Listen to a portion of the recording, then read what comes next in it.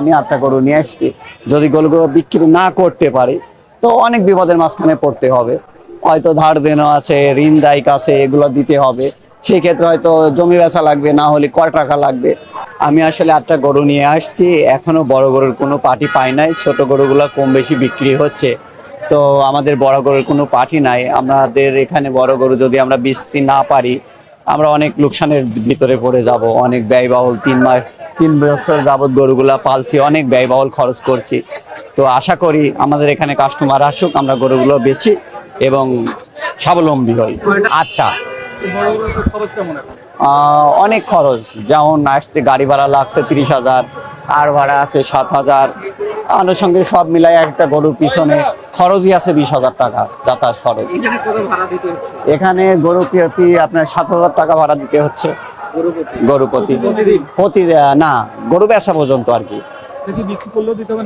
হ্যাঁ, গরু বিক্রি করলেও দিতে হবে, না করলেও দেওয়া লাগবে। দেওয়া লাগবে বাধ্যতামূলক।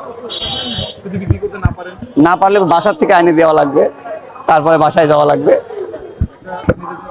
হ্যাঁ, অনেকখানি ক্ষতিকর। আমাদের চাওয়া কাস্টমার আসুক, আমরা কম বেশি ছোট দাম চাই বা বেচা কেনা হোক, আমরা খুশি থাকি, কাস্টমারও খুশি হোক। যারা প্যান্ডেলের কাজ করছে, হাট কর্তৃপক্ষ যারা আছে, যারা ফ্যানের ব্যবস্থা করছে, লাইটিং এর ব্যবস্থা করছে, হ্যাঁ, এদের দেওয়া লাগবে।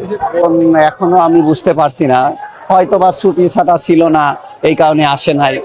হয়তো আসবে, আশা করি আসবে। অন্য বছরের তুলনায় এবার গরু মোটামুটি ভালো আছে, লোকজনও আসতেছে, দেখতেছে, ছবি করতেছে, সব মিলাই আর কি ভালোই লাগছে, খারাপ না। তবে কাস্টমার পাইলে ভালো, আলহামদুলিল্লাহ। কুষ্টিয়া থেকে। আর আরেকটা মেন বিষয়, যে হাটের মেন বিষয়টা হচ্ছে, এখানে যদি গোসল করতে হয় 20 টাকা দেওয়া লাগে, পোশাক করতে হলে 10 টাকা দেওয়া লাগে, খাওয়া দাওয়ার হিসাব তো আমি নিলামই না, আনুষঙ্গে হাত মুখ ধুতে গেলে 10-20 টাকা দেওয়া লাগে। এটা আসলে কেমন যেন একটু, এইখানে অনেক ব্যয়বহুল। এইগুলা যদি হাট কর্তৃপক্ষ একটু দেখে, তাহলে আমাদের জন্য একটু। গোসলে 20 টাকা, একবার গোসল করলে 20 টাকা, প্রসাব করলে 10 টাকা, পায়খানা করলে 20 টাকা, আবার গরু খাওয়ানোর 1 বালতি পানি নিলেও 20 টাকা দেওয়া লাগে।